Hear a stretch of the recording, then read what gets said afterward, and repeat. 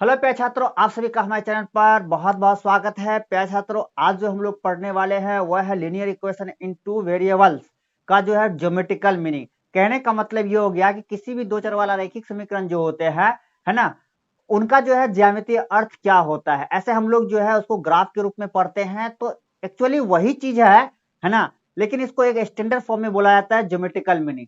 तो हम लोग देखेंगे कि दो चर वाला रैखिक समीकरण में क्या क्या कॉन्सेप्ट बनता है। आप लोग तो ग्राफ तो खींचे ही होंगे, है नहीं खींचे तो फिर भी हम बताएंगे।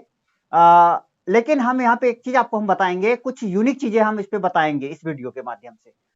इसलिए आप जो है इस वीडियो को अंत तक देखें, है ना। बहुत ही मजेदार टॉपिक है। तो चलते हैं प्यारे छात्रों, यहाँ क्या है कि दो चर वाला एक रैखिक समीकरण है जिसको हमने क्या किया, डिनोट किया है a x plus B Y plus C equal to zero. आप जानते हैं जितने भी लीनियर इक्वेशन होते हैं दो चर वाले, उनको उनका जो ज्योमेट्रिकल सॉरी स्टैंडर्ड जो फॉर्म होता है वह क्या होता है, ए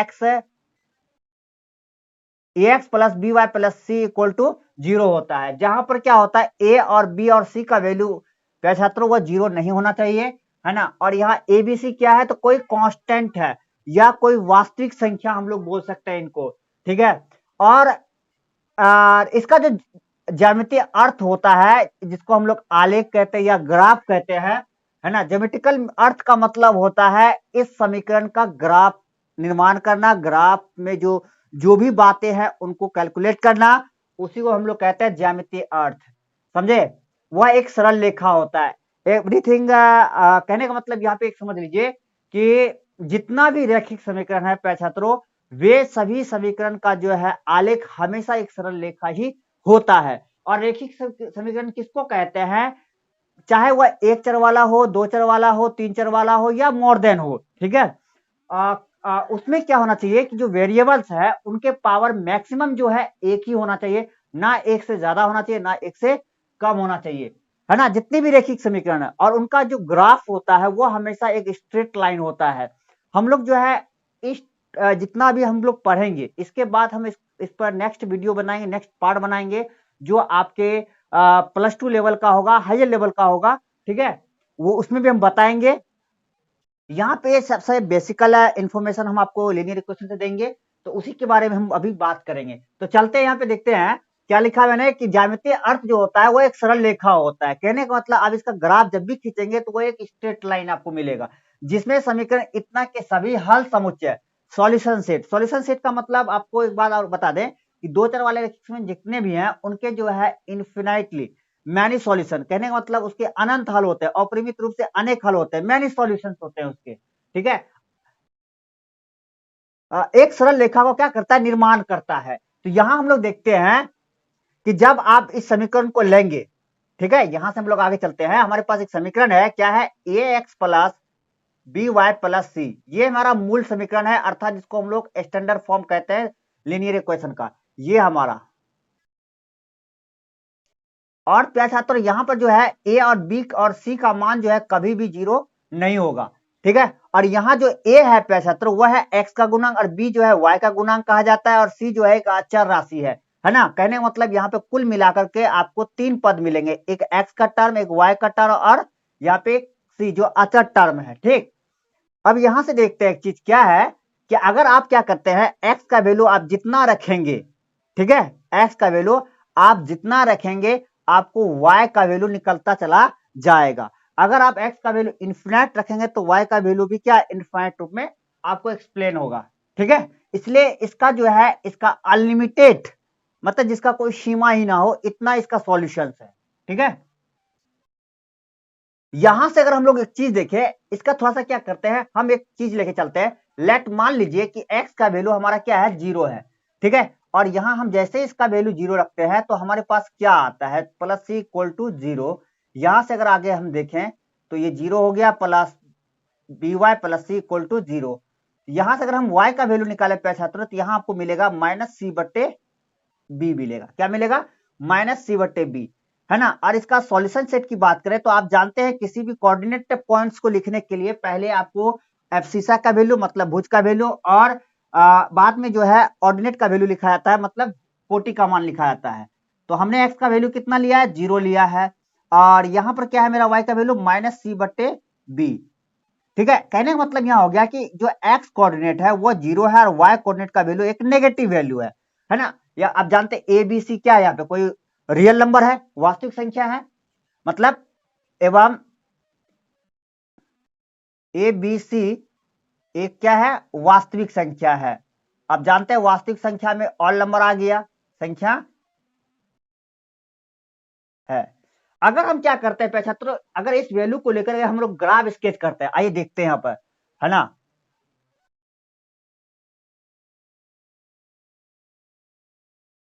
अगर हम ग्राफ खींचते हैं तो देखते हैं क्या मिलता है हमको, ठीक है। और सारा जो टॉपिक है इसमें वो ग्राफ के माध्यम से एक्सप्लेन होगा, सारा टॉपिक, इसलिए ग्राफ को आप अच्छे से देखिए। आप जानते हैं ये एक्स और ये एक्स डैश है, कहने का मतलब, और ये जो लाइन है इसको थोड़ा सा और हम बढ़ा देते हैं, ये y और ये y डैश हो गया, ठीक है। और ये जहां पे कट किया है वो है ओरिजिन, मतलब मूल बिंदु है, ठीक है। ये हो गया मेरा एक्स एक्सिस, क्या हो गया, एक्स एक्सिस मतलब एक्स अक्ष, और ये मेरा है जो है y एक्सिस है, अब जानते हैं अच्छा से, मतलब y एक्सिस, ठीक है। और इसको हम लोग कहते हैं ओरिजिन पॉइंट, यहां जो ओ है आपका वो क्या है, ओरिजिन पॉइंट है, मतलब इसको हम लोग मूल बिंदु कहते हैं। और जनरली प्यारे छात्रों हम लोग जो भी जितने भी इसको हम लोग पूरे जो एक्स और एक्सिस और वाई एक्सिस को हम लोग कार्टेशियन प्लेन कहते हैं, ये पूरा सिस्टम जो है कार्टेशियन प्लेन कहलाता है, मतलब कार्तीय तल कहलाता है। प्यारे अभी तक जितने भी एक्सिस के बारे में हम लोग पढ़े हैं वो सभी एक्सिस जो होता है एक दूसरे के परपेंडिकुलर रहते हैं, चाहे वो एक्स एक्सिस हो, वाई एक्सिस हो या जेड एक्सिस हो। मोर क्लास में मतलब +2 हायर क्लासेस में हम लोग जो है एक थर्ड है एक्सिस के बारे में हम लोग पढ़ेंगे, और उसमें या स्ट्रेट लाइन हो या प्लेन हो या आपको क्या बोलते हैं स्पेस के बारे में पढ़ेंगे, है ना, वहां पे थर्ड एक्सिस या वेक्टर्स के बारे में पढ़ेंगे, तो वहां पे भी हम लोग देखेंगे। लेकिन अभी हम लोग जो है लीनियर इक्वेशन का जो ज्योमेट्रिकल मीनिंग है वो हम लोग दो एक्सिस के लिए और दो चर वाले रैखिक समीकरण के लिए पढ़ रहे हैं, ठीक है। ये ओरिजिन पॉइंट है। जब इसका ग्राफ खींचेंगे, कहने का मतलब ये क्या है, एक्स का वैल्यू 0 है, एक्स का वैल्यू कहां 0 होता है, तो वह एक्सिस पे आप कहीं भी चले जाएंगे प्यारे छात्रों, आपको जो है एक्स का वैल्यू क्या हो जाएगा, 0 हो जाएगा वह एक्सिस पर। और एक्स एक्सिस पर आप कहीं भी जाएंगे, कहीं भी, तो वहां पे आपको क्या मिलेगा, वाई का वैल्यू 0 होगा। तो यहाँ पे देखो आपको जो दो चीजें दिख रहा है कि एक्स एक्सिस पर वाई का वैल्यू 0 है, इसको कहते हैं इक्वेशन ऑफ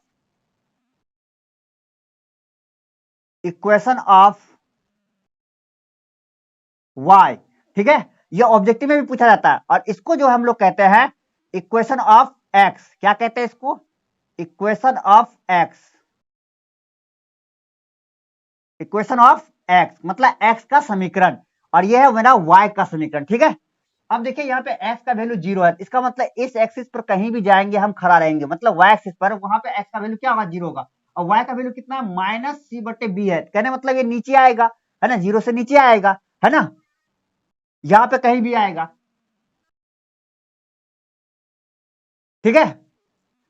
इसका मतलब ये हो गया कि हम कहीं भी एक पॉइंट ले लेते हैं, जैसे ये पॉइंट ले लेते हैं, तो ये जो डिस्टेंस हो जाएगा ये मेरा हो जाएगा कितना, y का वैल्यू, मतलब -c/b जो भी आएगा, c और b का वैल्यू रखने के बाद, ठीक है। ये पॉइंट मेरा क्या होगा, ये जो पॉइंट है ना, इसको लेट मान लीजिए p पॉइंट, इसको p मान लीजिए। यहाँ जो है वो मेरा p पॉइंट है, वो कितना है, 0, -c/b है। और ये जो दिख रहा है, ये जो दिख रहा है प्यारे छात्रों, ये मेरा x y की वैल्यू होगी, क्या होगी, ये y की वैल्यू हो गई यहाँ पर, ठीक है, y की वैल्यू हो गई ये यहां से यहां तक, ठीक है। अब हम लोग यहाँ पर एक चीज और देखने वाले हैं, क्या, अगर आप क्या करें x का वैल्यू ना ले, क्या करें, x का वैल्यू ना ले, और इसका जब ग्राफ खींचे, तो ग्राफ खींचने के लिए मतलब एक सरल रेखा खींचने के लिए आपको एटलीस्ट 2 बिंदु की जरूरत पड़ेगा, कम से कम 2 बिंदु चाहिए किसी भी लाइन को स्केच करने के लिए, ठीक है। ये तो आप समझ गए होंगे इसको अच्छे से। हम थोड़ा सा यहाँ पर क्या करते हैं, इसको क्लीन करते हैं, है ना। यार तो हम क्या करते हैं पैसा, तो यहाँ पर एक दूसरा ग्राफ हम बनाते हैं, एक दूसरा ग्राफ, या इसी पे दिखा देते हैं, ठीक। क्या, अगर आप क्या करते हैं, अगर इसका क्या करें, यहाँ पे एक चीज देख लीजिए, नोट कर लीजिए, अगर आप x का वैल्यू 0 लेते हैं तो y का वैल्यू दिखाएगा, अर्थात ये जो इसका स्ट्रेट लाइन होगा, या है ना, हमेशा y मतलब वाई एक्सिस को क्या करेगा, एक्स एक्सिस के पैरेलल क्या करेगा, कट करेगा। क्या करेगा, वाई एक्सिस के पैरेलल कट करेगा। कब, या तो एक्स का वैल्यू 0 हो, अगर वाई का वैल्यू 0 लेंगे तो आपका किसका पैरेलल हो जाएगा, वाई एक्सिस के पैरेलल हो जाएगा। मतलब एक्स एक्सिस को कहीं कट करेगा और वो किसके पैरेलल हो जाएगा, वाई एक्सिस के। ठीक है, यहां पर देखिए अगर इसको हम हटाते हैं थोड़ा सा,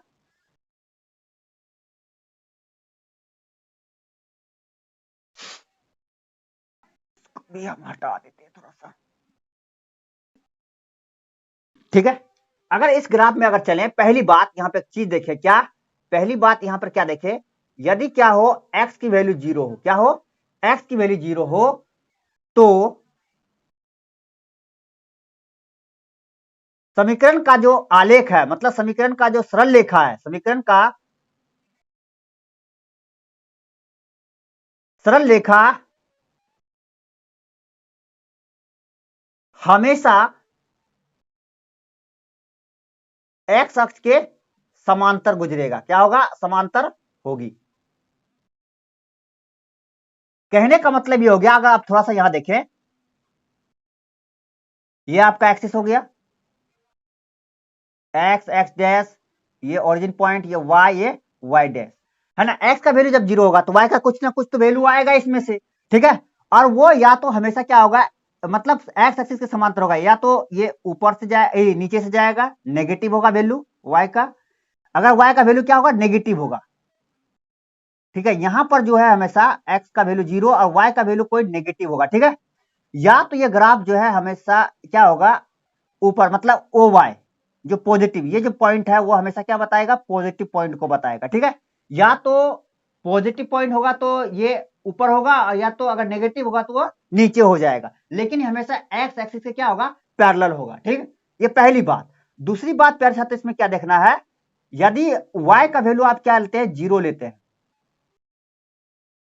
0 एक्स 0 हो, यहां भी 0 हो तो क्या होगा, समीकरण का जो सरल रेखा होगा, मतलब उसका जो आलेख होगा, सरल रेखा हमेशा क्या होगा, y एक्सिस के पैरेलल होगा। क्या होगा, y एक्सिस, मतलब y अक्ष के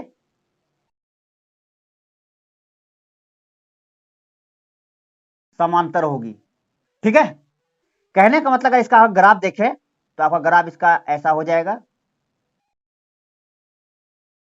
ये x है, ये y है, ये y डैश, y एक्सिस हो गया, x डैश, ये आपका ओरिजिन पॉइंट। ठीक है, या अगर x का वैल्यू पॉजिटिव होगा तो ये इधर से जाएगा, है ना, यहां पर जो बिंदु है वो x का पॉजिटिव वैल्यू दिखाएगा। अगर नेगेटिव होगा x का वैल्यू तो वह आपको ऐसे जाएगा, है ना, और ये पॉइंट जो है आपका,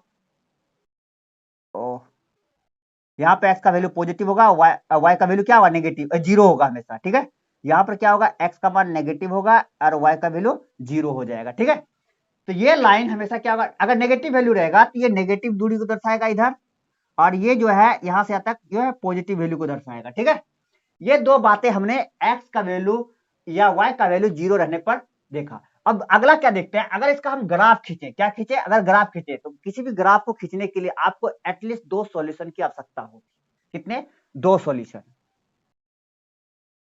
हमने क्या किया, इसका 2 सॉल्यूशन लेकर के एक ग्राफ स्केच किया। ठीक है, क्या किया, ग्राफ स्केच किया, एक्स एक्स डैश और वाई डैश। ठीक है, लेट भी मान लिए, और ये ओरिजिन पॉइंट है, और वह ग्राफ क्या हो रहा है, ऐसे जो है दोनों अक्षों को काटते हुए गुजर रही है। ये जो लाइन दिख रहा है ये क्या कर रहा है, एक्स एक्सिस और वाई एक्सिस को क्या कर रहा है, यहाँ पे और यहाँ पे क्या कर रहा है, कट कर रहा है। इसको आप ए मान लीजिए लेट, और इसको मान लीजिए बी। ठीक है, समझ गए। और ये जो लाइन है ये किसके ग्राफ को दिखा रहा है, ये है graph of a x plus B Y plus c. ठीक है,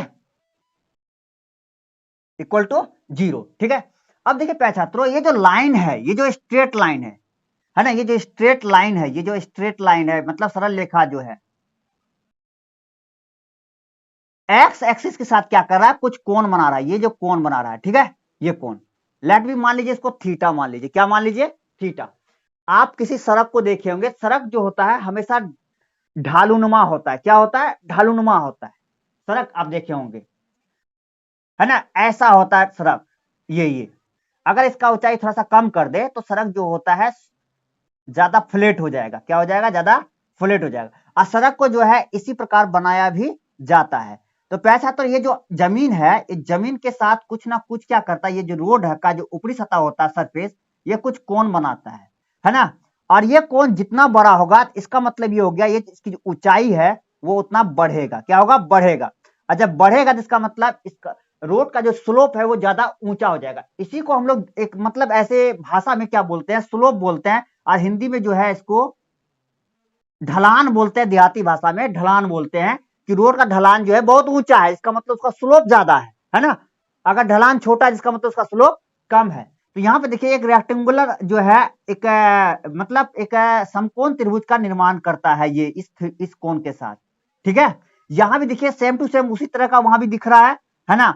ये जो लाइन है वह थीटा कोण के साथ क्या कर रहा है? एक स्लोप तैयार कर रहा है, मतलब ढाल तैयार कर रहा है ना।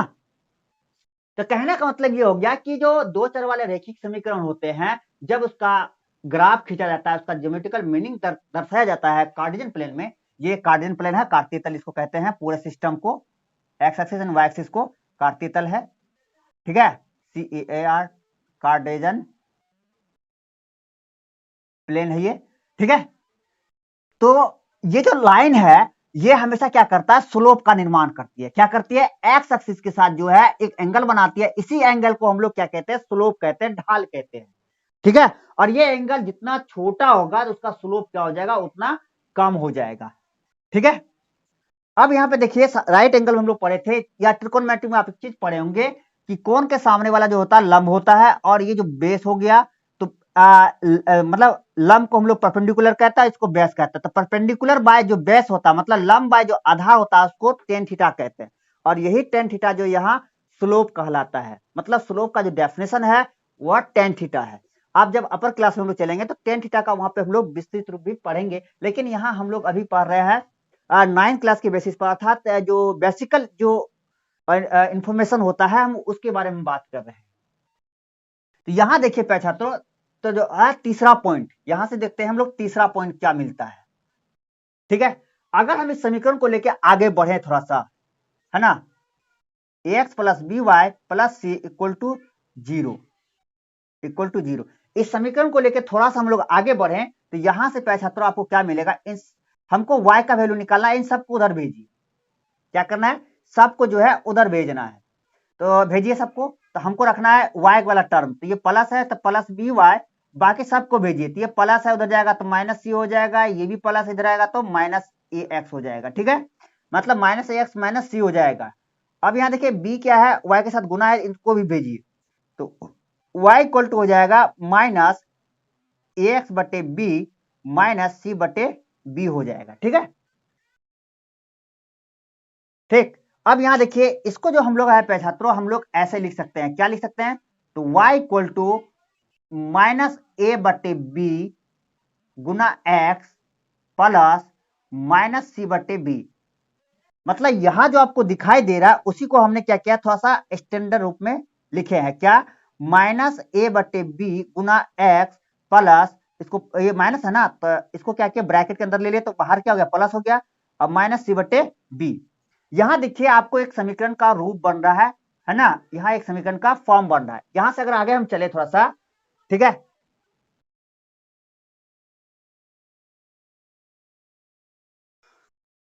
यहां से अगर हम लोग थोड़ा सा आगे बढ़े तो यहां से देखिए आपको प्यारे छात्रों क्या मिलेगा कि माइनस ए बट्टे जो बी है प्यारे छात्रों, उसी को हम लोग क्या कहते हैं? स्लोप कहते हैं इस समीकरण में। ठीक है, कहने मतलब ये ओ बी बाय ओ ए।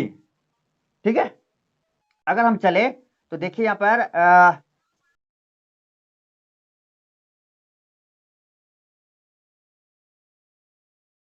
इस समीकरण में माइनस ए बाय बी, माइनस ए बाय बी को स्लोप, स्लोप का मतलब होता है ढाल। इसको हम लोग हिंदी में ढाल कहते हैं। क्या कहते हैं? ढाल कहते हैं, स्लोप, है ना, को स्लोप एवं आपने देखा कि माइनस सी बटे बी कब एक्स का वैल्यू 0 रखने पर क्या मिलता है, ये जो है वाई का वैल्यू होता है।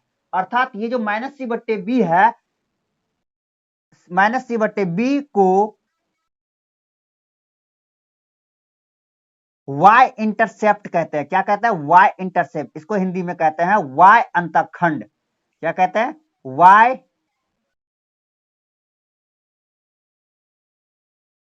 वाई अंतखंड कहते हैं, अंतखंड। ठीक है, कहने मतलब जब भी इसका ग्राफ खींचेंगे तो है ना, ये जो वैल्यू है हमेशा क्या करेगा, वाई एक्सिस को उस जगह काटेगा। वाई इंटरसेप्ट मतलब वाई अंतखंड कहते हैं। ठीक है, स्लोप को प्राय एम एवं वाई इंटरसेप्ट को सी से सूचित किया जाता है। अर्थात यहां से अगर हम देखें तो माइनस ए बट्टे बी जो है वो आपका हो जाएगा, माइनस ए बट्टे बी जो है आपका हो जाएगा एम का वैल्यू, एवं माइनस सी बट्टे बी जो है वो आपका हो जाएगा कैपिटल सी का वैल्यू, मतलब वाई अंतखंड हो जाएगा। तो अगर यहां पर क्या करें, इसके जगह एम का वैल्यू और माइनस सी बट्टे बी की जगह सी का वैल्यू रखते हैं तो क्या मिलता है, तो y इक्वल टू हो जाएगा मेरा एम इंटू एक्स प्लस, है ना, सी। इसको हम लोग कहते हैं इक्वेशन ऑफ स्ट्रेट लाइन। क्या कहते हैं इसको? इसको हम लोग कहते हैं इक्वेशन ऑफ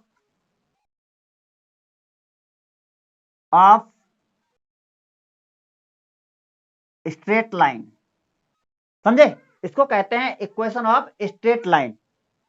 ठीक है, जिसमें m को हम लोग स्लोप कहते हैं और c को क्या कहते हैं, हम लोग ढाल कहते हैं। तो इसका मतलब ये हो गया कि स्लोप का जो फॉर्मूला है प्यारे छात्रों वो आपको क्या हो गया, माइनस ए बटे बी हो गया। ठीक है, अगर आपको समीकरण दिया है और समीकरण से स्लोप निकाला तो क्या लिखेंगे, ए और बी का वैल्यू क्या करें, समीकरण से निकालिए। ए कैसे निकालेंगे, एक्स का गुणांक है, बी क्या है, वाई का गुणांक है, निकालिए। ये माइनस जो है इस फॉर्मूला का है ना, यह क्या है, इस फॉर्मूले का वैल्यू है। तो माइनस ए बटे बी जो है वो स्लोप का वैल्यू हो जाएगा। अगर आपको क्या निकालना है, वाई अंतखंड निकाला, मतलब वाई इंटरसेप्ट निकालना है, तो क्या निकालेंगे, माइनस सी बटे बी। ठीक है, यहां जो देख रहा है प्यारे छात्रों ओ से बी, यही मेरा क्या है, वाई अंतरखंड, मतलब ये मेरा वाई इंटरसेप्ट है। समझे? और ये जो मेरा थीटा है ये मेरा किसको दर्शा रहा है, स्लोप को दर्शा रहा है। किसको दर्शा रहा है, स्लोप, है ना। तो आप यहां पर लिख सकते हैं स्लोप क्या, टेन थीटा। क्या लिख सकते हैं, टेन थीटा। अगर यहां देखें तो टेन थीटा जो आपका हो जाएगा वो क्या हो जाएगा, ओबी बाय ओ ए। ठीक है, तो स्लोप जो है यहां से भी आप निकाल सकते हैं। ये टेन थीटा जो है स्लोप को ही दर्शा रहा है। ठीक है, आप यहां से भी निकाल सकते हैं। ये थोड़ा सा अपर क्लास की हो गया। ठीक है, लेकिन यहां जनरली जो है आप लोग स्लोप जब भी निकालेंगे तो m बराबर क्या करेंगे, माइनस ए बटे बी, और y इंटरसेप्ट जब भी निकालना है तो माइनस सी बटे बी निकालना है। ठीक है, अब यहाँ एक चीज और है कि ये जो देख रहे हैं यहाँ पर ए ओ बी मिलकर के क्या कर रहा है, एक एरिया बना रहा है। क्या बना रहा है, एरिया बना रहा है। ठीक है, इस एरिया का अगर मतलब सॉरी एक ट्रायंगल बना रहा है, ये ए ओ बी, ये एक त्रिभुज बना रहा है। अगर इसका एरिया की अगर हम बात करें तो ये देखिए प्यारे छात्रों, ये हो जाएगा आपका लंब और ये हो जाएगा आधार। क्या हो जाएगा, आधार। कहने का मतलब यहां पर ये हो गया, एक आपको फॉर्मूला और मिल जाएगा, क्या, चौथा चौथा बात आपको यहां मिल जाएगा क्या, कि आकृति से या आलेख से, अब आकृति नहीं लिखिए यहां पर, क्या लिखिए, आलेख से।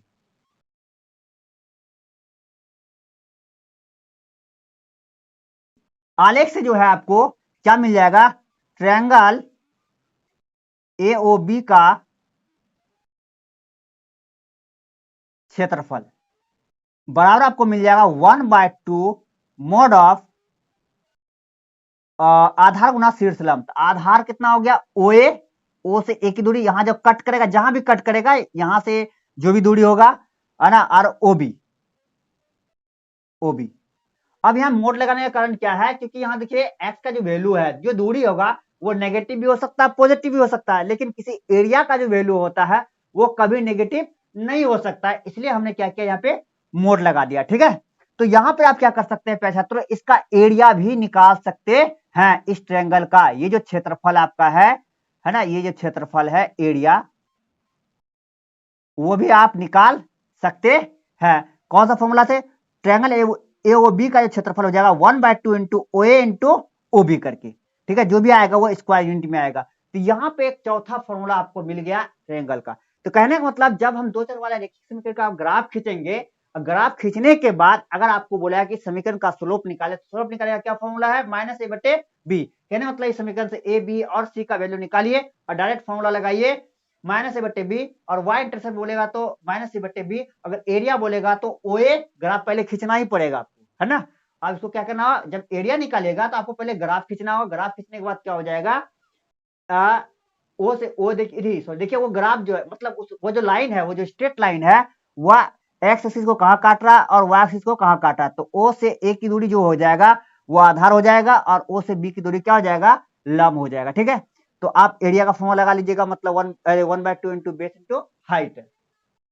ठीक है, इस प्रकार जो है आपको प्यारे छात्रों क्या हो जाएगा, त्रिभुज के क्षेत्रफल का, मतलब उस समीकरण का जो त्रिभुज, वो जो समीकरण है जो त्रिभुज बनाएगा उसका क्षेत्रफल निकल जाएगा। ठीक है, तो इस प्रकार से जो है दो चर वाले रेखिक समीकरण का जो ज्योमेट्रिकल मीनिंग में जो हमें सारा कॉन्सेप्ट मिला, वो क्या क्या मिला, पहला मिला हमको स्लोप, दूसरा मिला वाई इंटरसेप्ट, और तीसरा मिला एरिया। और दूसरा आपको जो पॉइंट ऊपर बताया प्यारे छात्रों, वो क्या है कि एक्स का वैल्यू 0 रहने पर और वाई का वैल्यू 0 रहने पर क्या होता है कि वह किस तरह का ग्राफ बनाता है और वह किसके पैरेलल जाता है, वो भी आपको इस वीडियो के माध्यम से जानकारी मिल गई। तो कुल मिला के जो है दो चर वाले रैखिक समीकरण का जो बेसिक ज्योमेट्रिकल मीनिंग है ना, मतलब जो मूल इसका जो जानकारी है वो आपको इस वीडियो के माध्यम से हम आपको बताए। तो आपको ये वीडियो कैसा लगा, अगर आपको ये वीडियो बहुत अच्छा लगा तो कृपया अधिक से अधिक इस वीडियो को शेयर करें। अगर आप चैनल को सब्सक्राइब नहीं किए हैं तो हमारे चैनल को सब्सक्राइब भी करें, अपने दोस्तों में इस वीडियो को अधिक से अधिक फैलाएं भी, है ना। तो इसके लिए जय हिंद, जय भारत। फिर मिलते हैं हम लोग अगले वीडियो में अगले कॉन्सेप्ट के साथ।